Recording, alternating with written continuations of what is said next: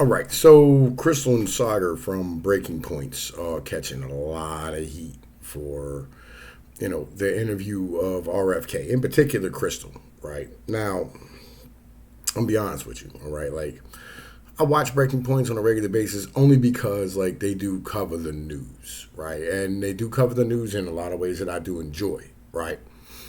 But I do know that Sagar is basically a CIA guy, and Krystal's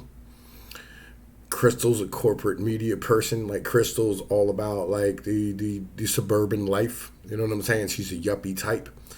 She's a Starbucks type of individual, the macchiato fucking type of person, right? In the end of the day. So I am of the understanding that like it is most definitely slanted and biased in a lot of ways that they probably don't really understand. And they're going to probably agree with much more of what, you know, like the average person will than me, right? But then again, like they're trying to have a mass audience, is why it's a larger channel. It's not like this one where, we're kind of way outside of the Overton window. You know what I'm saying? At the end of the day. So let's get down and dirty with this. You know what I'm saying? And like see exactly what's going on. I haven't actually watched this whole interview. You know what I mean? I've seen clips of, Krystal like standing here talking over him. But we're going to break down the whole thing because I'm not 100% sure about RFK and like his voice. Though he is very cognitive, you know what I'm saying? He's on point. He got his brain on right. He's not like Joe Biden where it's like, ice cream and peaches. Come on, man. Corn pop, right? You know what I mean? Like he's not just like off in left field somewhere. He has no idea where he is most of the time. You know what I mean? Or Nancy Pelosi or Dianne Feinstein. You know what I mean? So but he's still a baby boomer in the end of the day, right? But Kennedy's kind of about that freedom, and he thinks the CIA killed his, his uncle and his pops. So that's fascinating. So let's get down and dirty with this. You know what I'm saying? Let's check this out. We're very excited to be joined by Robert Francis Kennedy Jr. He is a author, an activist, and a presidential candidate. Sir, thank you so much for joining us. We really appreciate it. He reminds me of Ron Paul quite a bit. You know what I mean? Like, he really does. Or like even in his look and mannerisms, he kind of reminds me of Ron Paul. But he most definitely has that New England type of swagger with him. Look at the tie. You know what I'm saying? Like legitimately, like Hugo Boss, navy blue suit, navy blue tie, you know what I mean? Like, he most definitely got that New England Kennedy Irish ideology. Let's rock on though. it. Thanks for having me. It's Absolutely. our pleasure. So one of our goals here, sir, is we know you've been doing quite a bit of interviews. We would like to treat you seriously as a presidential candidate. We want to get to some things which we haven't seen you touch on before. We know some of the issues that animate you the most. We will leave those to the side. We want to make sure that we get as much ground as possible. So our first question is actually a very basic one. Why do you think that you should be president? Well, I'm running because I'm disturbed about the direction our country is going in. Not only our country, but my political party, and that it really culminated during the my unease with what's happening culminated during the pandemic when I saw all of this kind of almost like an orchestrated assault on the Bill of Rights, that suddenly it was okay to censor speech, particularly criticism of the government, which has always been the purview of American citizenship. And then they went after freedom of worship. They closed every church in our country for a year with no scientific citation, no democratic process, no notice and comment rulemaking. Machiavelli spoke about this, right? He said, listen, you probably shouldn't have, like generals in your court, right? Because like a general makes his money and makes his bones from war, right? It's kind of the same way with bureaucrats. They make their monies and make their bones by having things to do, right? And that's, them having power means taking it away from you. And it's kind of the same thing, right? In the end of the day. So when you have a lot of people who are academics inside of, like the government, you're going to have them want to like apply their academic principles to things, right? And want emergencies and want to over like exaggerate what's going on so that they can take control and ply their trade and become more important in what they do, even if it doesn't make them any more money, right? It's a power type of thing, right? So this is kind of like an important idea to understand. But I 100% agree with them with most of this stuff. You know what I mean? Just keeping it a buck. They went after jury trials so that we can no longer, which are guaranteed by the Seventh Amendment, in any case or controversy exceeding $25, Americans are entitled to jury trials if somebody harms you. But suddenly, you couldn't sue vaccine companies or pharmaceutical companies or any kind of medical provider, no matter how negligent they were, no matter how reckless their conduct, no matter how grievous your injury. They went after property rights. They closed the Fifth Amendment right to due process and just compensation. They closed 3.3 million businesses with no due process, no just compensation. They went after the Fourth Amendment, the Fourth Amendment right to, or prohibition on warrantless searches and seizures was just left by the wayside as we encountered all of these kind of intrusive government mandates where you couldn't essentially leave your home without showing your private medical records, et cetera. And, I personally was subject to a lot of the censorship, but more disturbing, mothers who had injured children, people who said they suffered or felt that they had suffered injuries from the vaccines, doctors who wanted to provide medical advice on early treatments were all banished from the internet. And, it started becoming a country that I didn't recognize. My own political party was at the forefront of that, the spear tip of those moves, and our party suddenly became the party of censorship, the party of pharmaceutical companies. Well, sir, your party is the party of academia, right? In the end of the day, right? And they're the party of, maintaining the status quo and maintaining the corporatism that operates, right? Because like the people who sit in corporate boardrooms and the people who sit in Congress and the people who sit at, the bureaucracy in the EPA and the people who sit in the bureaucracy of, the health department and all these other things, right? Legitimately, all went to the same fucking schools, right? And they all got trained by the same people and they all had the same ideology and they all benefit from the same fucking thing, right? They're all fed off the same system. So in the end of the day, like, you have to understand, like, that is your party, bro. Like, your party is the party of the institution, is the party of the cathedral. In the end, like, that's just reality, dude. Like, you can't, man, listen, like, somebody got to tell this motherfucker, like, legit, like, bro, let's keep rocking. Companies, the party of fear, and now the party of war. So let me ask you a little bit about that, because we've both watched a lot of interviews of you, and both on a general interest, but also to prepare for this interview and sitting down with you. And I think some of the key issues that you tend to focus on are COVID, the Ukraine war, and censorship.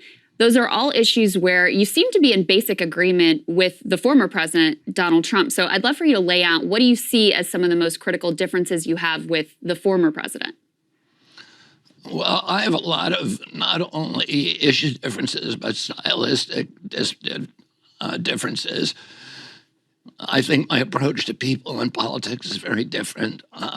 I'd say, in terms of issues, probably the biggest departure is on the environment. And in fact, my first encounter with Donald Trump is that I sued him twice, in the years before he was president. To block his construction of golf courses, 2 golf courses, which I successfully did in the New York City watershed. But on all of the, environmental issues, I think my worldview is very different than the president's. So, all right, let's talk about this, right? So,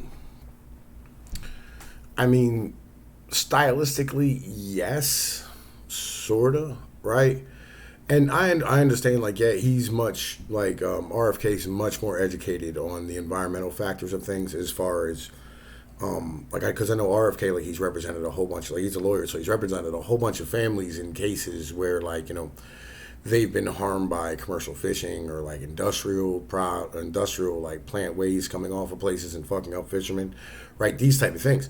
So like yeah, you know, I mean, I would tend to agree with you there, but stylistically, I mean, maybe. I mean, so like we had this problem of where oil's magic, right? You know what I mean? At the end of the day, it's basically magic, right? It's so fucking good that it's literally like it's magical, right? There's so much energy in it, right? You know what I mean? Just like the potential energy of oil is unbelievable, and we have an entire economy based off of transport, right? Like the whole of the economy is based off of, I mean, moving goods around, and like electricity is not generated through like electricity is not a power source. It's generated by like burning or like, you know what I mean, doing something else to get it, right? And people talk about like, oh, you know, hydroelectric and all this type of shit, and I'm like, man, listen, like dams fuck up fish and waterways, and again, you get back to environmental impacts of this stuff, right? It's the same way with nuclear power plants. You usually got to put up a dam, or, you know what I mean, you have to have like some way to bring water in, and the water has to go back out, and again, it still harms the fucking environment. Like all these things are things that we talk about. The windmills, you know what I mean, like kill a whole bunch of birds. Solar panels in the desert, you got to kill all the tortoises and cactus and fucking salamanders and snakes and all the things that live in a fucking desert ecosystem. Like there's nothing that we're going to do that isn't going to impact the fucking environment, right? So like all of these, you know what I mean, like have their negative aspects. And then on top of that, you had the problem with batteries, you know what I mean? Like, so like there's a lot of stuff, right, that you have to have these conversations about. And, you know, oil's the best way to kind of decentralize it, at least just a little bit, to where, like, you know, you transport yourself and you get your gas yourself. You know what I mean? Like, you can stand here and go to, like, any gas station, go buy. It's not like electricity where you got to get it from a fucking electric company. You know what I mean? Which is a pain in the ass because, like, you only have one electric carrier in most fucking places, right? So it's centralizing things even more, which makes shit even worse, because then when you're relying upon that fucking grid, right? You know what I mean? Like that grid, you know, like in like Tennessee, like you have some dumb like cold spot for like 5 minutes. Then all of a sudden you have, you know, 12 million people without power. And, you know what I mean? Like the whole thing ends up like crashing down on your head, and like, then it's in the worst time possible. Like everybody's fucking freezing. Then you got to get somewhere and you ain't got no goddamn power for days. And like you just have all these issues. And then the infrastructure for like all the electric wires and the lines and the fucking distribution points and all this stuff. And then power chargers for the cars, and just none of this shit's there. And you have to have a whole bunch of manufacturing to get it there. Plus that means you got to drag up fucking copper and molybdenum and fucking cobalt and all these things. Right? And then you got batteries that you have to put in because, like, you know what, man, listen, like, if you want to be, like, you want to have, like, you know, be able to, like, have things like solar energy at night, you got to be able to store this shit, right? And you go, oh, well, you know, we can just pump water in the daytime up and then, like, let it run down and, like, fucking collect it off of a generator on some shit, right? And, like, oh, you can have these natural things. I'm like, yeah, but again, that requires massive amounts of fucking energy to start this whole project, number one. And then number two, the displacement of all these fucking insects and bugs and fucking birds and fish and animals, right? And you're fucking up your ecosystem anyway, right? And then you're bringing the water back down, so you're like, yo, any fish that goes in is gonna die, and the salamanders and birds and whatever, and blah, blah, blah, right? And you gotta take away fresh water, which we're fucking losing everywhere, right? And everybody's hurting for. Like, none of this shit is, you know what I mean, completely positive in the end of the day. Like, I've seen all the things that they've come up with, and, like, you know, they're pretty clever, but they're not, you know what I mean, like, good in the end of the day. And you have to remember, like, the laws of entropy, you know what I mean? Like, in the laws of thermodynamics, for every action, you know what I mean, or for every transfer, there's a loss. Just reality, man. You know what I mean? Like, and this is why, like, electricity is a shitty power source. It's, you know what I mean? It's great, like, when you have tons of resources that you can throw at something and operate at scale and continue to have that operate going forward. But the issue is when you have, you know what I mean, a population, especially in, like, these areas where, like, the Northeast, where people are, like, leaving and not staying because it's expensive, and, like, fucking, no, there's no jobs and there's nobody there. So the only people who stay are academics. You know what I mean? So, like, the common people just are like, what are we going to do? Like, we're going to sit here and not have we're going to work at Starbucks the rest of our life? That's fucking awful. Like, oh, we're going to education. Like, no. It's fucking dumb. Like, all this shit doesn't work.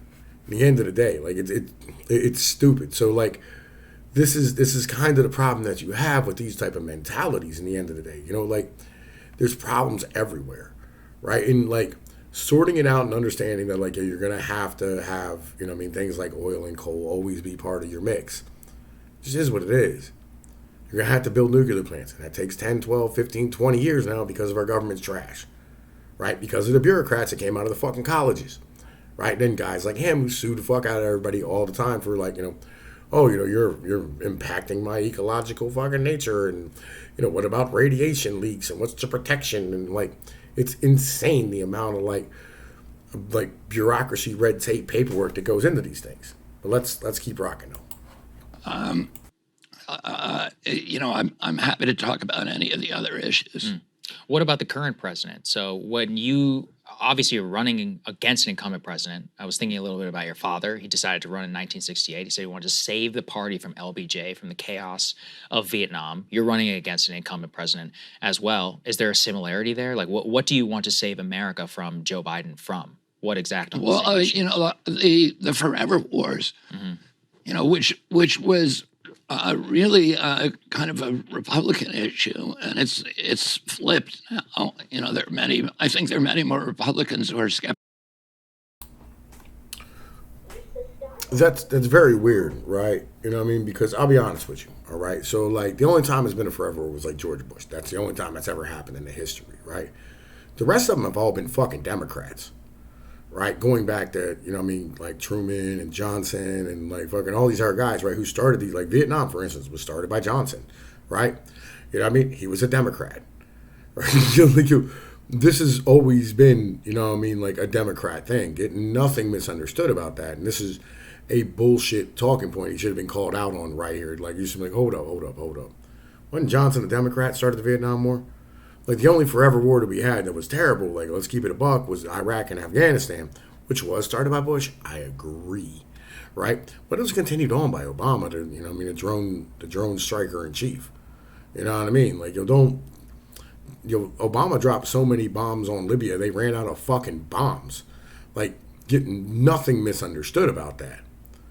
You know, like, these are, like, Bill Clinton, like, fucking stood here and bombed the shit out of Beirut. George Bush, you know what I mean, fucking senior, you know, he was a Republican. Yep. And he fucking went to war in goddamn fucking Iraq. Right? But he was there we were there for like 2 weeks at the end of the day. Right? Like, there's a lot of these things that, you know, we don't really have. Then, like, the whole Cold War got started under Truman. You know, so, and then Dwight Eisenhower, again, another fucking Democrat. You know, like, all these things are, all these wars were really started by Democrats and ended by fucking Republicans. So let's keep rocking though, man. Skeptical about this war. We should be making peace around the world. We should be projecting economic power rather than military power, the same way that the Chinese do. And man, listen, dude, like, you just keep saying dumb things. Like, I'll be real. Like, that's literally like our military stances, our international stances are based off of, like, our economic stances. Von Clausewitz, son. You know what I'm saying? Like, war is a continuation of politics by another means. Right? Like, politics is a continuation of economics by another means. Like, bro, they're all tied together. Like, man, listen, bro. Like, come on, homie. This is basic. Like, the reasons you go to war isn't for, like, I know, like, everybody goes, oh, it was religion. I explained this to a dude in Discord yesterday, right? I was like, yo, look, not yesterday, day before. There's never been a religious war. That's never happened. That's never been a thing, ever. I explained it to Dante the other day on, like, Friday, right? I was like, yo, look, there's never been a religious war. That's never happened, right? All of these wars, they use religion to sell nonsense to you, right? They're like, the average people are like, hey, man, listen, we're going to war because God said we need to go to war, right? You know, these are filthy heathens and pagans or whatever fucking dumbass nonsense they fed you. Oh, these are Muslims. They're not like you. They don't respect women. They believe they're going to get 72 virgins. Bro, you really think we went to war because they were going to get 72 virgins? Get the fuck out of here with your nonsense, all right? We went to war for our fucking economic policies because Saudi Arabia wanted to go to fucking war.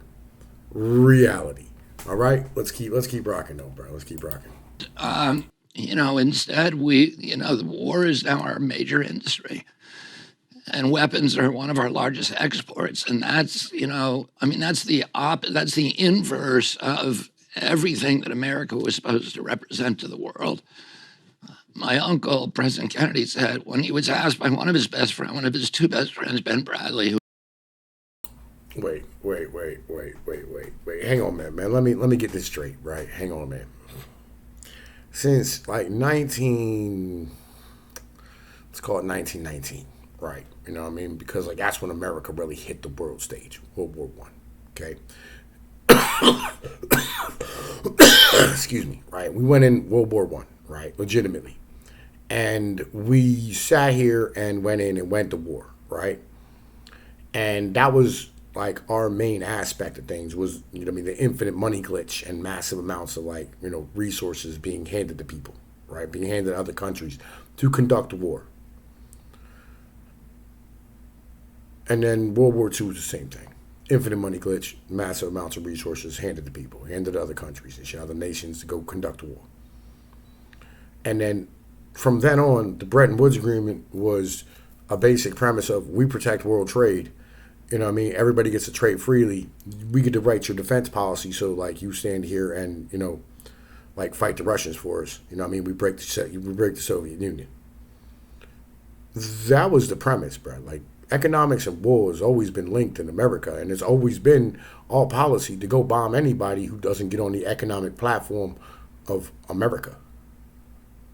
At the end of the day, anybody goes against the Bretton Woods order, we roll them motherfuckers up. Anybody that leaves a petrodollar, we roll them motherfuckers up. What is this guy talking about?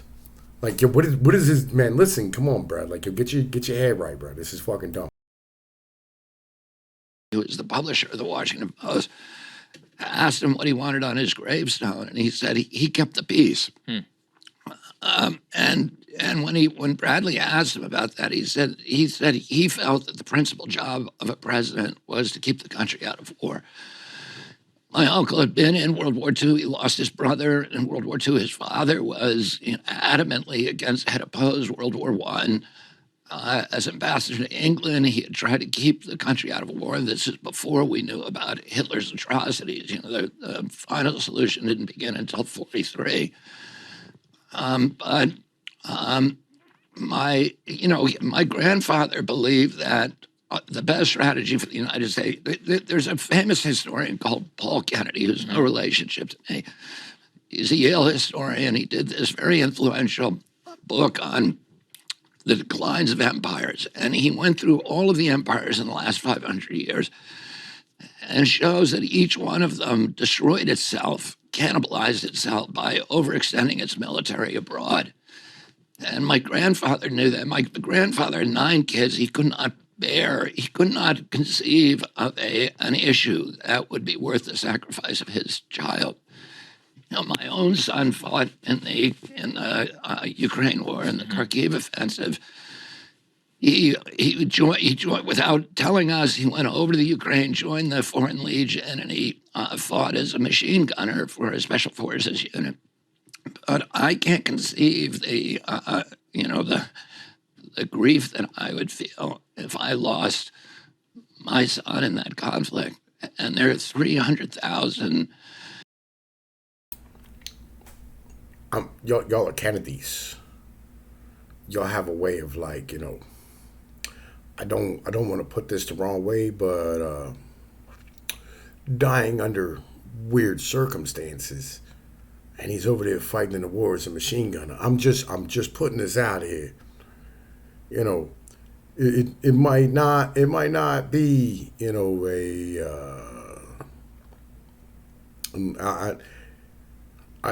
it's not so much an outside chance that would happen. I'm just keeping this 100. And all the empires destroying themselves by overextending themselves in the past 500 years. Let's see here. All right. Empires in the past 500 years. Well, you have Austria-Hungary, the Ottomans, Spanish, French, British, American, right? I'm trying to think if there was any other empires. I don't know of any. So we'll go with those, right? Ottomans died off, because like they were, the Ottomans, right? They died off after World War One, right? Because of the World War, right? It had nothing to do with extended military bullshit, right? The Spanish stood here and had how the Spanish Empire die? Oh yeah, World War Two. French Empire died because World War Two. The British Empire died because of World War Two, and the American Empire is still going.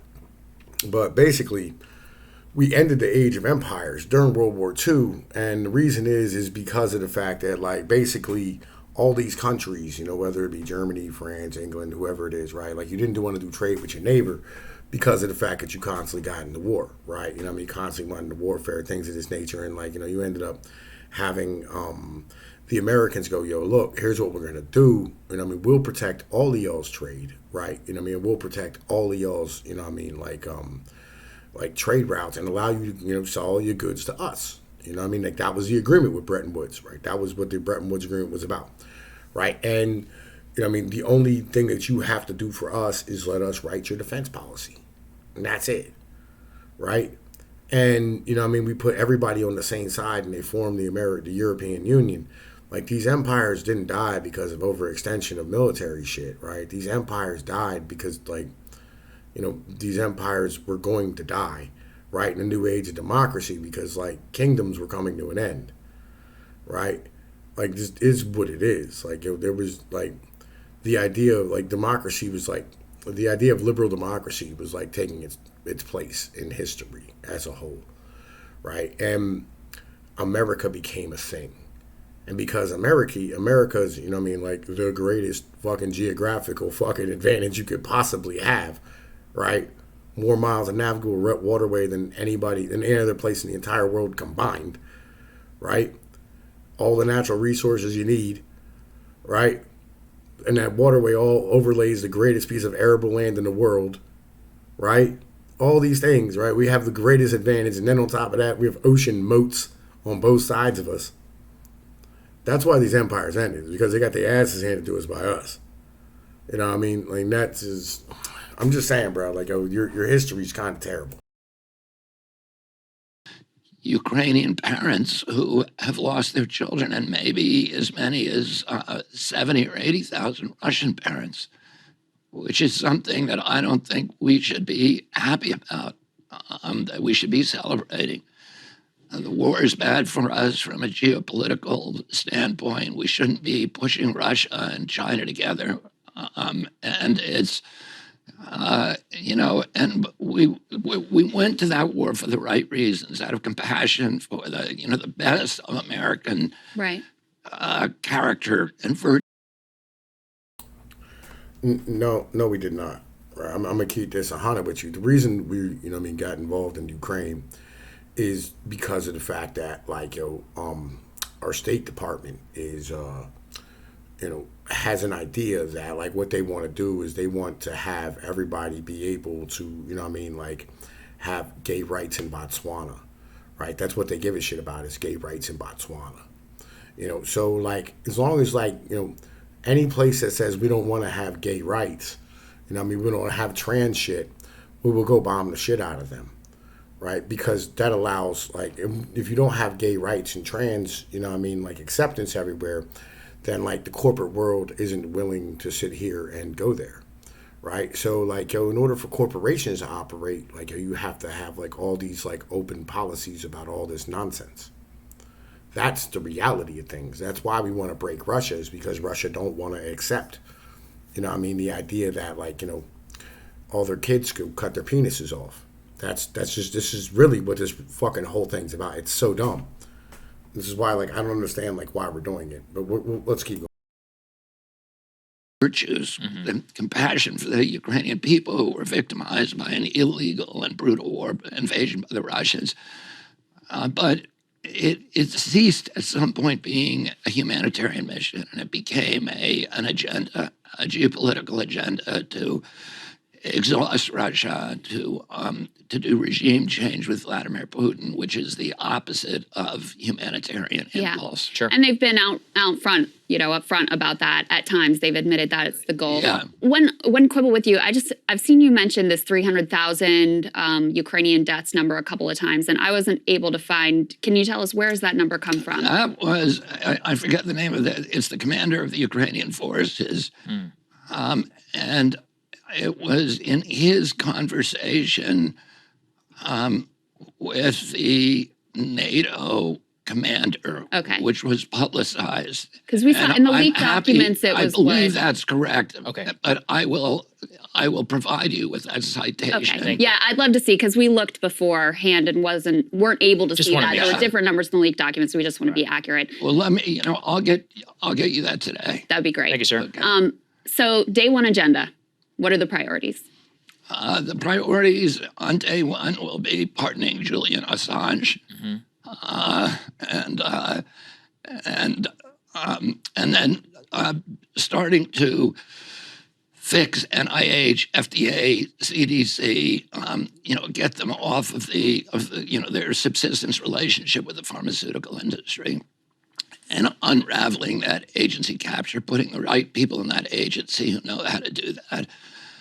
And is that just a matter of different personnel, or do you need to have a public option for pharmaceutical companies?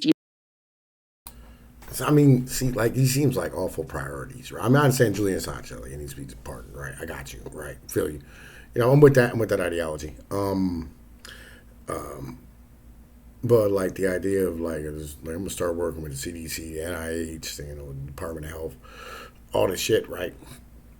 And going, hey, we want to like unravel all this stuff. Like there's way more priorities to work on. There's like 1,000 more priorities. Like, man, listen, like these are awful priorities. Like what about CIA, FBI, NSA, like all the spying and shit on American people, all these type of things. Like we have a conversation about like, trying to unravel, like the media government capture, right? All these, just all this stuff, right? In the end, like just all of it, right? Like, I don't know, man. Let's keep going, bro. This is his opinion. It's not mine. You need to nationalize the pharmaceutical industry. What does that actually look like? I don't think that's the right thing. I think we need to get pharmaceutical money out of the regulatory agencies. NIH personnel should not be able to collect royalties on pharmaceutical products that they worked on, which they can do today. NIH has devolved from being a research agency that's supposed to be improving American health, and instead it's become an incubator for pharmaceutical products. So they develop, initial pharmaceutical products in their lab, and then they farm that product out to a university, and they give the universities hundreds of millions of dollars and to go through phase 1 and phase 2 trials. And then they bring in a pharmaceutical company if the drug works, which they almost always do because they can make them look like they work. And then they bring in a pharmaceutical company to do the phase 3, which is very, very expensive, may cost $1 billion. And along the way, everybody gets a piece of the patent. So NIH gets a piece of the patent. For example, NIH owns half the Moderna patent. And, there's been billions and billions of dollars, maybe 100 billion so far on that platform, on that mRNA platform that NIH developed. And NIH stands to collect half of that money. Not only that, but individuals within NIH, the deputies of Anthony Fauci, have margin rights on that patent. So they can collect $150,000 a year for life, and then their children and so on, as long as that product's being sold. And what that means is that the regulatory function of the agency is subsumed by these, the mercantile ambitions of these regulators who are no longer regulators. Isn't the profit motive, though, at the core of that problem? Because the problem you're describing isn't unique to FDA, NIH, et cetera. You can go down, I know you would talk about the EPA, you probably have direct experience there as an environmental lawyer, but you can go down the list of these agencies and you see the way the revolving door works. You see the way that there's a lot of industry capture, because ultimately, you know, we have a health insurance industry and a hospital industry and a pharmaceutical industry that has the bottom line as the bottom line. Isn't that really the root of the problem here? Well, do you mean human nature? I mean, the profit motive. I mean, putting the profit motive above health. The profit motive is human nature. So, you know, in a democracy, the challenge is how do you insulate public institutions Right. From the human impulse for greed and acquisition, you know, acquisitiveness. And that's really, to me, that's the solution. Is you get the money. You know, half of it of FDA's budget, almost half of FDA's budget comes from pharma. Mm-hmm. And so, you know, they're not really working for the public interest. They're working for the pharmaceutical companies. CDC buys about $5 billion worth of vaccines a year from pharmaceutical industries in secret deals with, you know, that are sweetheart deals that benefit those companies. A product that CDC has previously approved and mandated effectively. And then CDC then is under under pressure then to make sure everybody takes those products and to not find problems with those products. If problems arise, you want the regulator to be the first one to notice. And some of these disincentives. So we have a system that is being corroded by conflicts of interest. Yes. And some of these issues. You want to remove those conflicts of interest as much as you can. You'll never get rid of all of them, but you want to remove them as much as you can. And it's really like agency capture on steroids now because the conflicts are so rife and pervasive.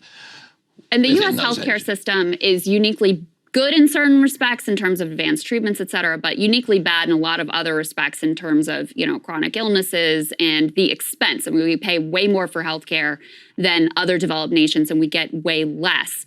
As you know, every other developed nation in the world has universal health care. Do you support universal health care through a Medicare for All program or something similar? I mean, I would say my highest ambition would be to have a single payer program, which, you know, people who want to have private programs can go ahead and do that, but to have a single payer program that is available to everybody. I don't know how politically realistic that is, but, you know, if you ask me, if I were designing the system from the beginning, that's what I would do. You're right. The system now is broken. We pay the most for healthcare in the world. I think we're 79th. We're behind like Costa Rica and Cuba in terms of health outcomes. We have the highest level of chronic disease in the world of any country. You know, that means neurological diseases, autoimmune diseases, allergic diseases like peanut allergies, food allergies, eczema, anaphylaxis, asthma, and we pay more than anybody else. We also consume more pharmaceutical products. I think we take 3 to 4 times as many drugs per capita than Europeans do. And they're not making us healthier. The third largest cause of death in this country after cancer and heart attacks is now pharmaceutical drugs. Americans are the sickest country in the world. This is the sickest generation we've ever had. And we spend $4.3 trillion on healthcare every year. 80% of that goes to treating chronic disease. And to me, the worst, you know, the most alarming metric, when I was a boy, 6% of Americans had chronic disease. Today, by 2006, 54%. And, you know, I'm sure it's gone up since then. That means half our children are debilitated for life from a chronic disease. And you know, the pharmaceutical industry is making a lot of money on that, selling us the EpiPens, the albuterol inhalers, the anti-seizure medication, the insulin shots and all that, and they're making a killing. They make, you know, $500 billion a year, but it's not good for our country. And what we need is public health agencies that are actually focused on public health rather than advancing the pharmaceutical paradigm and profits for these pharmaceutical companies. It's interesting to me. I heard you talk a lot about corruption. We were talking here about the profit motive. I was surprised, though. You did the interview with the All In podcast. I knew that you were against nuclear power. So, I mean, the reality is that, you know, we have a terrible food system, right? Now, I apologize, man. Listen, I'm tired of being on camera, right? We have a terrible food system, right? Like, our food system is complete and utter garbage, right? And we're feeding ourselves this, like, awful-ass goy slop. And, like, these giant companies operating at scale, like Doritos and Coca-Cola and Pepsi and, you know, Nestle and Hershey's and just all these companies that literally, like, basically, you know, feed children poison and feed adults poison because of the fact that it's easy and it's convenient. And then you McDonald's, Wendy's, all that type of stuff. But I'll be honest with you, like, the fast food is like a very, very small piece of the problem. The largest piece of the problem is literally the soft drink industry, right? Like, that's how you get the vast amount of fucking calories down your gullet and the amount of sugar that you get inside of your gullet and, like, all the things that end up really screwing you up in the end of the day, the high fructose corn syrup, right? And all, like, the preservative-laden shit and all these things, right, which causes all the stuff that we're talking about here. And we don't want to have that conversation of going like, man, we need to shut these companies the fuck down. Like, they need to stop. Because, honestly, Americans would starve to death, right? Because we don't have a local system left. We don't have any, like, locally grown food. We don't have any good, proper, decent food, you know what I mean, that's brought to you. And people don't know how to cook. Like, the vast majority of females on this planet have no idea how to make a meal on their own, right? They're lost. Like, I've been to single mothers' houses where, like, you know, you stand here and you go like, man, listen, like, Ma, what are you doing? And, you know, they just stand here and like, oh man, you know, like, it's easy. You know, I don't have time to cook. And I'm like, man, you know, like, you don't do anything the fuck else. And they still feed their kids like cheesy poofs. It is what it is. But let's keep rocking. But he's talking with something interesting, saying that we should have effectively a completely free market energy system. And I guess I wanted to talk, you know, with somebody whose father and uncle famously supported major public initiatives, which didn't necessarily pay out, but which yielded massive dividends in the future. Why should nuclear, solar, wind, or any power, honestly, float outside of public support systems if the overall social benefit of it unlocks economic potential? I'm just curious for the objection on the cost alone. I think the market is the best. I mean, here's the thing: we don't have free market capitalism. Let me just say or that. Free market energy, right? That's what I'm surprised. We have the energy. The rules that govern the energy industry are written by the incumbents to benefit the dirtiest, filthiest, most poisonous, most toxic, most warmongering fuels from hell, rather than the cheap, clean, green, wholesome, and efficient fuels from heaven. In a true free market promotes efficiency. Efficiency means the elimination of waste, and pollution is waste. In a true free market would require us to properly value our natural resources, and it is the undervaluation of those resources that causes us to use them wastefully. In a true free market, you can't make yourself rich without making your neighbors rich, and without enriching your community. But what polluters do is they make themselves rich by making everybody else poor. Certainly. They raise standards of living for themselves by lowering quality of life for the rest of us. And they do that by escaping the discipline of the free market. You show me a polluter, I'll show you a subsidy. I'll show you a fat cat using political clout to escape the discipline of the free market and force the public to pay his production costs. That's what all pollution is. When a coal company burns coal and sells it, for example, in North Carolina, 16 cents a kilowatt hour. Or 2 cents in the evening. We have the sense that we're getting the cheapest energy possible. But that coal generation is poisoning every freshwater fish in America with mercury. So they're externalizing that cost, which is a cost on all Americans. They have sterilized every lake on the high peaks of the Appalachian from Georgia to northern Quebec. that's the cost of coal that they don't tell you about. There's $500 billion a year in asthma attacks, pulmonary and respiratory illnesses associated with ozone particulates from those emissions. That's a cost that they should be forced to internalize. I don't think there's any debate here. I'm more focusing on nuclear. Thinking, Well, I agree with all your criticisms, which is why I believe very much in a nuclear power future, and that's where I was surprised to hear you say that we shouldn't pursue a nuclear future and instead go in the direction of wind and solar, where we don't seem to have the same level of renewable energy production and actual efficiency. If we look at the amount of power that we can get out of these systems when they are properly constructed, I will concede a lot of the problems with the prior system. Let me say at the outset. Yeah. The problem with variable power like wind and solar is not that we don't have the generation. We have enough generation just from wind, just in Montana, Texas, and North Dakota alone, to power 100% of the North American energy grid, and we could power all of North America by putting PVC panels on an area 75 miles by 75 miles in the desert Southwest. The problem is we can't transport the energy. Yeah, we don't have That's lines, the we don't real have problem. batteries. But let me just get to the nuke issue. First of all, I think we should continue to explore nuclear power. Okay. And I'm all for nuclear power if you can ever make it safe and efficient. It's not safe. And if it were safe, they would get an insurance policy. They can't. It's not. It's not a bunch of hippies in tie-dye T-shirts that's saying it's not safe. It's guys in ties and suits from the AIG and Lloyd's of London who are saying your industry is so risky that we will not even consider writing you an insurance policy.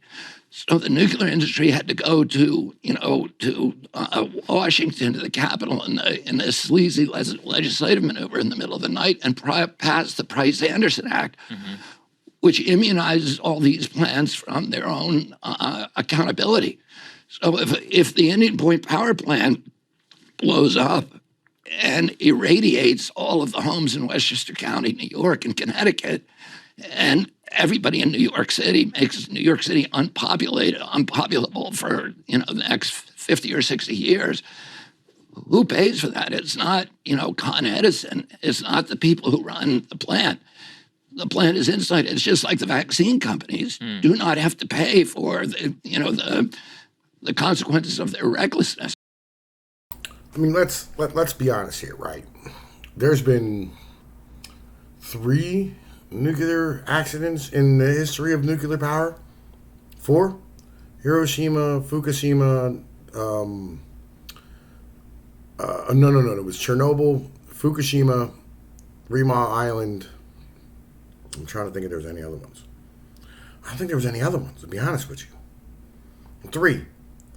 In the history of nuclear power since 1950, there's been 3 problems. Like, why aren't they able to get an insurance policy? That sounds borderline, retarded. If we're keeping it, that sounds absolutely retarded. I'm going to call bullshit on that, right? I'll be honest with you. I'll call bullshit on that. And his ideas, again, we talked about this earlier with wind and solar, right? Wind kills shit tons of animals, and solar, 75 by 75 miles, they're talking about depopulating that entire area, which, I'll be honest, I kind of really don't care, But again, the problem is we don't have transmission, we don't have batteries, we don't have ways to store any of this stuff. It doesn't make any sense. Nuclear is the best way forward. But, coal and oil are even, natural gas is actually probably one of the best ones, right? In the end of the day. And you could set up natural gas plants all over, anywhere that has natural gas in the area, and literally provide basically free energy. But we just don't do this because environmentalists, I guess, I don't know why we don't do this. It makes way more sense to do natural gas and set it up under a field that they can just basically keep it running forever. But I don't know. Let's keep going. So the company has no real incentive to make it safe because they're not liable for injuries they got. So, and by the way, if you look at the cost from Fukushima, Indian Point is still leaking tritium every day into the Hudson River. Fukushima, if you look at Fukushima, there are, anybody can go and Google the wastewater tanks at Fukushima. There's so much radiation going into the Pacific that the only way of dealing with it is building water tank after water tank, and they go all the way to the horizon. And, and you look at what happened at Chernobyl. So, but ultimately, the ultimate arbiter of risk is the insurance industry. And the insurance industry is saying that the nuclear industry is too risky. But we don't get mentioned. 3 Mile Island don't get mentioned. You're worried about Indian Creek. What about 3 Mile? Goddamn fucking. You piece of shit ass Northeasterners act like the rest of us don't fucking matter. I'm so tired of y'all. For us to insure. Now, is it economic? No. The last, I think, 2 plants built, one of them cost $9 billion per gigawatt. Yep. The other costs $16 billion per gigawatt. A solar plant costs $1 billion a gigawatt, and then you get free fuel forever. So the wind and the sun are free. A wind plant costs about 1.2 billion a gigawatt. So a nuke plant is 15 times what a wind or solar plant does. And the nuke plant, people say, well, it's variable outage, variable power. You're not getting the power all the time. The same with a nuke plant. The nuke plant have outages all the time. Well, they want to run 91% capacity. I don't want to spend too much time here necessarily going through this because. Okay, but I understand. I understand your objection. Let me just say one other cost. What the big cost is storing the waste. Well, why did you stand here and say yo, I don't want to go through this? This is a great thing to get into. Bro, dig into it, Sagar. If you know some shit, yo, educate us. You know what I mean? This is the fucking problem with these fucking people. Legitimately, make this fucking interview 4 hours long. Hey, look, you're cool with Stan? Because we're going to conversate about this and get into the details. Because these people deserve to know. It affects everybody. But no, you can't do that because, you act like this is fucking TV, like you're on CNN. Which has to be stored for 30,000 years, which is 5 times the length of recorded human history. If you had the internal, there's no utility on Earth today will build a nuclear power plant unless it essentially is fully subsidized. So massive subsidies, and I don't think that's a good way to allocate public resources when you got part of the argument in favor of nuclear energy that even a lot of environmental activists have come around to at this moment is that the potential consequences of climate change are so dire that even though they recognize some of the risks and the problems, especially what do you do with the waste issue that you're pointing to here, the thought is, okay, but this is the tech we have, and climate change has these dire consequences we're already living through. So what I want to hear from you is, what is your view of the climate crisis, and what is your view of Joe Biden's reaction to that crisis? Do you think he's done too much, too little, or he's been about right? Well, let me just comment on your first question. I'm not saying that we shouldn't spend money to avert, climate or to have cleaner air. Mm-hmm. Well, why wouldn't you take the cheapest way of doing that? And so how do you nuclear energy promised us at the outset that they were going to be too cheap to meter. This is what they've been saying for 60 years. Right. And instead, they've given us the most expensive way to boil a pot of water that has ever been devised by humanity. So why would you have the most expensive solution when there's cheaper solutions, far cheaper solutions? What do you think of Joe Biden with the so-called Inflation Reduction Act? There have been a lot of subsidies put into to solar and wind in particular to try to move towards a clean energy future. Do you think he's done enough? Do you think he's done too much? What do you make of his record there? The problem is I think that energy ought to be able to stand on its own. It's okay for a nation to subsidize a new industry for national security reasons, or to greenhouse an industry that you want to become self-sufficient with. So I think there are really good reasons to subsidize industries, particularly in their nascent stages. But it gets more difficult when you're subsidizing mature industries. The problem with the market is that the carbon industry is so heavily subsidized. I think the IMF or the World Bank estimates that the subsidies to the carbon industry are about 5.2 trillion a year globally. And so that sends a signal out that distorts the whole marketplace. Sure. So instead of choosing the cheapest energy, we're now having to subsidize the competitors to bring them up to the Don't place disagree where with they you can there. compete. But just, I'm trying to get a sense of, I mean, what is your view of the climate crisis and what level of investment is worth, putting in to deal with it? Do you see it as an existential threat? What is your view there? I believe that climate is a existential threat, but I don't insist other people believe that. And one of the problems with the climate crisis, and let me tell you, because on the areas of vaccines and public health and a lot of environmental issues, I, have made myself an expert the way that attorneys always do when they're arguing a case. I understand the science. I can read the science critically. I cannot do that with climate science. So I'm left kind of taking other people's word. And I think most people are in the same situation. We're all, basically saying, okay, 99% of scientists are saying, and the published science are saying this is, the climate crisis is existential and it is being created by anthropogenic carbon production. I can't independently verify that, but the reason I believe it, and I also know particularly the past 3 years, people, we've seen how science, particularly federally funded science, can be corrupted. And this is what the critics of, the Republican right is saying. We don't believe anything that federal science says anymore. And I can't go to them like I can with vaccines or pharmaceuticals or other environmental issues and say, you're wrong, and I can explain to you exactly why you're wrong. I can't do that. But I have seen in the these documents in the 1970s where Exxon's own science, Exxon had scientists working for them that prided themselves on knowing more about the fate of the carbon molecule in the environment than anybody else.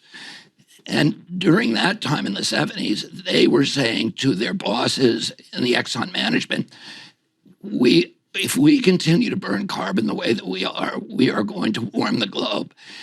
And that actually is going to be a bad thing for humanity, but it's going to be a great thing for our company because we're going to melt the Arctic. And there's a tremendous amount of oil under the Arctic, and we're going to be able to exploit it. So you had people who were on the industry side back in the 70s who were saying this is real. Now, in my campaign, I'm not going to be talking a lot about climate. Why is that? Because climate has become a crisis like COVID that the Davos group and other totalitarian elements in our society have used as a pretext for clamping down totalitarian controls. But isn't that even more of a justification, if you think that, isn't that even more of a justification for you to argue in favor of an approach that doesn't result in the totalitarianism that you're fearful of? Exactly. So, and I've always been cautious about leaning on scientific evidence for climate because the reason is it's not persuasive to people who don't want to believe it. I worked for commercial fishermen on the Hudson River for most of my career and all across the country. Okay, look, I respect the dog shit out of like exactly what he's saying here, right? You know what I mean? He's basically saying like, I don't like the people who are pushing climate science, right? Because they're standing here thinking that they can just push everybody the fuck else around and pretend that they're like above everybody and, like run the fucking globe. And I don't want to hand them any more fucking power. I love that shit. I do. That's amazing. That's fucking. They love the environment. Most Republicans love the environment. If you tell them you're going to protect this place, this sacred place, your backyard, the water for your children, you're going to protect against toxicity, they're all in. This should not be a divisive issue. The environment should not be a divisive issue. I understand what you're saying. But it's hard to persuade people that lines on a graph that say that sometime in the future you're going to suffer. Take my word for it. Right. And I want you to give up these things in your life. It just, all it's going to do is polarize people more. But what the argument I've always made is that all of the things that we need to do, whether you believe in climate change or not, you don't have to. And I'm not going to argue with you if you don't believe in it. But all the things we need to do to avert climate change, we ought to be doing anyway to avert war. You know, the oil wars that have cost us $8 trillion since 2002, the poisoning of every fish in America, the toxicity to our children, the asthma attacks, the ozone and particulates, the sterilizing of the lakes on the Appalachian. These are all things that everybody's concerned about. And those are the things that I think we can get a consensus on rather than, and we're not going to get a consensus on climate. And climate using, the approach that we've been using up until now has stalled. And if the solutions, which are to get everybody to sign treaties and have unenforceable milestones that they have to meet that nobody can enforce, that everybody can lie about, and that become an excuse for clamping down totalitarian controls on people, are things that are going to get a lot of pushback. If you talk to people about pollution, and let's switch to something that's more efficient, that's going to provide jobs, that's going to give us a new industry and economic growth, that's something that I think, we can unite people on rather than divide them. We've only got about 10 minutes left before I know you got to get out of here. Something we really want to talk about is the border, the current situation down there. How would you handle the current border situation?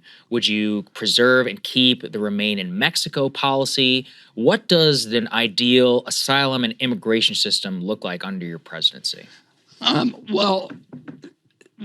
First of all, I'm going down to the border in the next couple of weeks to talk to the stakeholders of the Border Patrol, the people on both sides of the border, and try to better understand it and better hone my policies to develop a solution that, first of all, number one, makes the border impervious.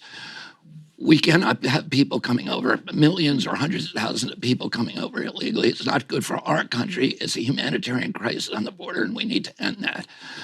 There are ways I know of doing it. I've heard many, many different ways, but I don't know myself. I mean, I know that Israel has not a wall, but it has has fencing systems. And they have the same issue that we do with African immigration, and they've been able to stop and stop the humanitarian crisis. We need to look at this as a humanitarian crisis, and we also need to be honest about the U.S. involvement in the policies that created these huge migrations of people. The decades of austerity programs that we've been imposing in Central America, of wars, of supporting dictators and oppressive regimes, of supporting genocides, of funding death squads in those countries, of trade agreements that were terribly imbalanced, that have created this migration. You look at the one country in Central America that we've never invaded is Costa Rica. And you don't see Costa Rican immigrants flooding to the border in the kind of numbers that we're seeing other people. Costa Rica today is the wealthiest country per capita in Central America. It's the only country that we have not tampered with. And all of these other countries, we funded these wars and death squads and everything else, and we need to change our policies. So would you commit to lifting sanctions on Cuba and Venezuela? I mean, Venezuela is a source of a lot of the migrants right now. I would not have sanctions against Cuba or Venezuela. I think we ought to be encouraging those countries and not bullying them. And I think people need to be able to choose their own governments. If they're killing people, if they're committing genocide, then I think we should be doing sanctions. If they're doing something that threatens the United States, we should. I just had to look up Costa Rica. So I was like, Brian, ain't that in South America? Nah, it's in Central America. I was for sure that shit's in fucking South America. I just want to throw that in there real quick. Do that, but otherwise we should try to work with these countries and de-escalate tensions and be a good neighbor and a good leader and not a bully. People all around the world want American leadership. They don't want bullying, and they know the difference. So I also want to ask you about abortion very quickly. Would you codify Roe versus Wade? What is your view on abortion in terms of national policy should you become president? I mean, listen, there's nobody that's fought harder in this country than I have for bodily autonomy and for medical freedom. And, I think every abortion is a tragedy, and most of the people who experience abortion feel that way. And we don't need to compound that by bringing in government and telling people what to do with their bodies. I just think that's, there is no good option, but the only option we have is to let the woman make that choice.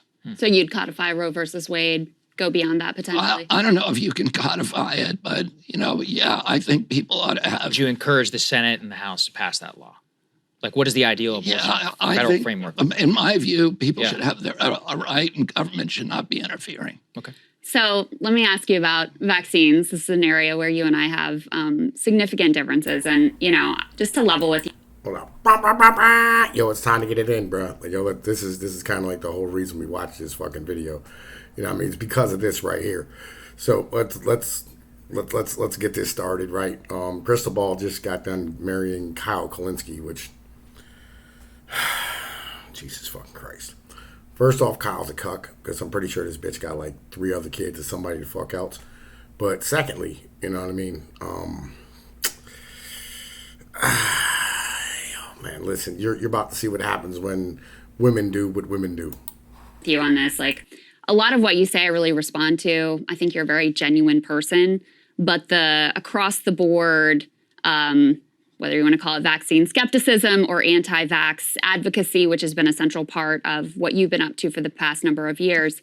For me personally, it's an issue, and it's a real sort of red line. And I know I'm not alone in that, especially running in a Democratic primary. There are going to be other millions of people like me who have similar concerns. So how do you win them over? What's your message to people who think like I do? Well, but just tell me where you think I got it wrong. Well, I think you get it wrong when you draw a correlation between the rise of things like autism and the introduction of vaccines when there isn't hard scientific evidence tying those things together. How do you know? Let me ask. Okay, so there is a correlation, right? That's why it is everybody makes this idea happen, right? It's why this idea is a thing, is because there is a correlation, right? But causation is the question. Is it causative, right? And that is most definitely a question. Like, we don't fucking know, right? But, you know what I mean? Like, it's something that probably should be looked into much harder than what it's been, rather than, protecting all these fucking companies, which is, like, again, because of the incestuous relationship with the FDA, the NIH, the fucking Department of Health, all the Health and Human Services, all these type of things. We should, probably have this conversation. Let's keep rocking. Ask you this: how do you know there's not a hard scientific evidence? Well, because the one major study that purported to show that was retracted, and the scientist who conducted it was, Now, what you're doing now, basically Krystal, fraudulently created. Listen, no. Hold on. You're but raising this issue. I don't want to get in a debate with you about this because you've spent your life pulling out this study and that. I will tell you. Well, you brought it up, bitch. You do want to get in a debate with him. You brought the shit the fuck up. Why would you bring it up if you didn't want to debate it? Like, yo, goddamn it, man. Listen, like, yo, you fucking goddamn females, for fuck's sake. Let me just tell you. Hundreds and hundreds and hundreds. Let me just tell you. I'm not. I've listened to hours of interviews with you with an open mind, and I'm not persuaded. Now, maybe I'm wrong. That's possible. I'll hold it out there. People can watch. I thought Megyn Kelly did a phenomenal interview with you that went through all these claims piece by piece by piece. I really encourage people to watch that whole exchange because we won't be able to do it justice here in the 5 minutes we have left. But there are going to be people like me who aren't persuaded and who see this as an issue. And the fact that it's been such a central part of your advocacy means I can't just sort of put it to the side and say, well, I'll just ignore, this piece that's been really important to you in your life. So you're running in a Democratic primary. You have a lot of people who feel even more strongly than me who think that, Dr. Fauci is a hero and all of these things. How are you going to persuade them? How are you going to reach them? And what is your message to them? Well, first of all, I'm not leading with, my opinions about vaccines. But what I say to people is show me where I got it wrong. Show me where I got my science wrong. I've written books about this. I wrote a book about a link between thimerosal and autism that has, I think, 450 distilled scientific studies that confirm and validate that hypothesis, and 1,400 references. And if I got something wrong, show me where it is. But I think people have shown you where things are wrong, but you don't want to hear it. Is because I've seen, numerous fact checks. Dr. Vinay Prasad, who we, really respect on the COVID vaccine. He went through your interview with All In. He did a fact check. I mean, it's not. And I did a fact check of Vinay, and you should read that. I will take a look at it. But I don't think that it's fair to say nobody has ever pointed out anything that's been wrong. Well, here's what people complain about what I say. And again, I'm not leading on this issue, so people can either take it or leave it. But if you want. All right, so, okay. Let's talk about thimerosal, right? Thimerosal is it's a mercury-based preservative, right? That does cause autism, right? It has most definitely been linked to autism, and Down syndrome and all types of, major heavy metal problems inside of, fucking children. Especially for those who are more sensitive to it, right? And sorry, I had to cough real quick. And this, what you have to understand is, and this is an important point to really get down and dirty with, is that I used to think I was allergic to penicillin, right? The doctors all thought I was allergic to penicillin. Well, I wasn't. I was allergic to an additive in the penicillin.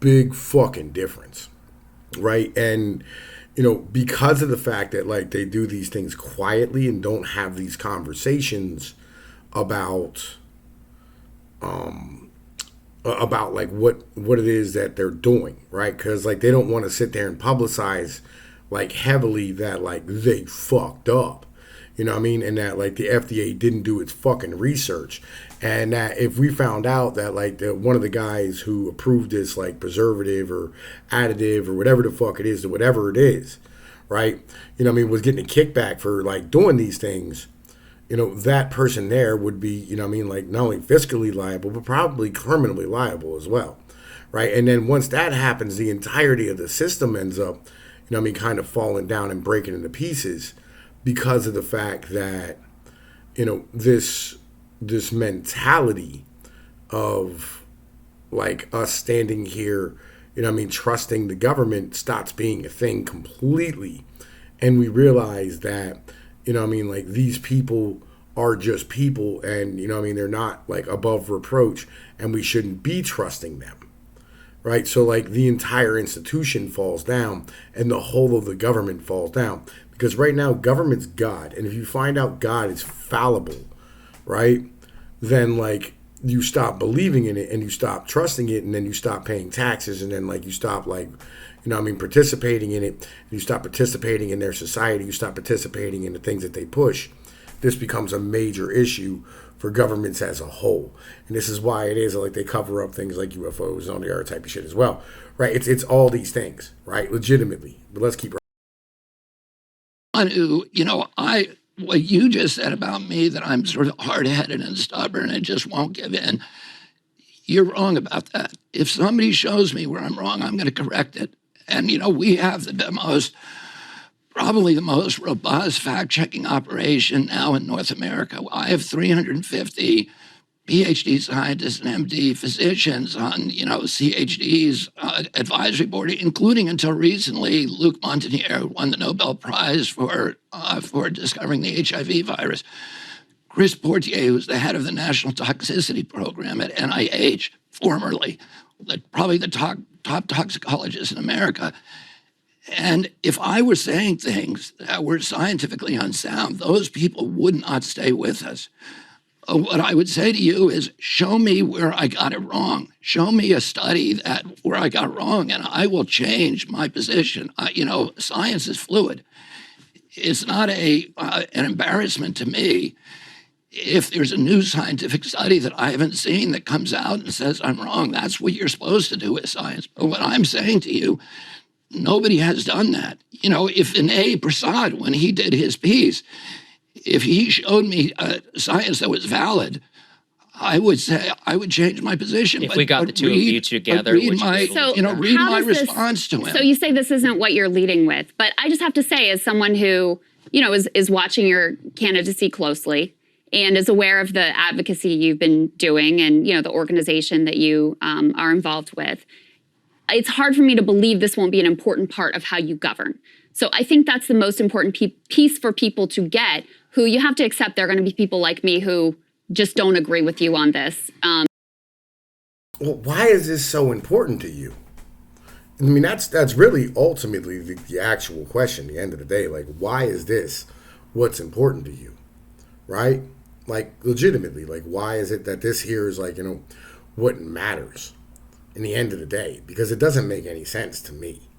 You know what I mean? Like, when we're standing here having this conversation, right? And, we're sitting here talking about this. Why is this, right, that there's this thing that we're doing right now? Why is this the most important thing? I mean, that's a real ass question. In the end of the day, like, there's so many other bigger, larger problems on the planet than vaccines.